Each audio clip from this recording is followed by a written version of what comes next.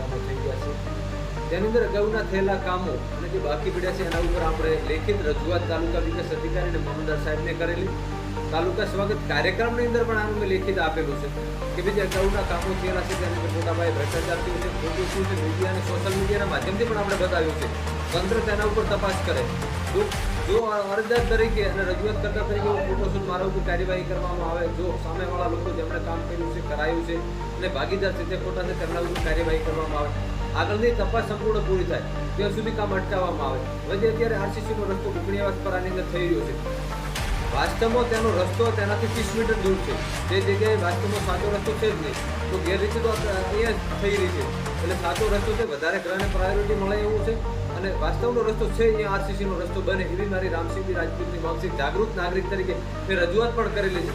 એટલે ત્યાં ખોટું ન થાય, ખોટું થઈ રહ્યું છે અને ગામ લોકોને અન્યાય થાય છે તે ન થવો જોઈએ અને સરપ્રસ્ત તપાસ થાય એવી રામસિંહજી રાજપૂત અપેક્ષા રાખી રહ્યું છું.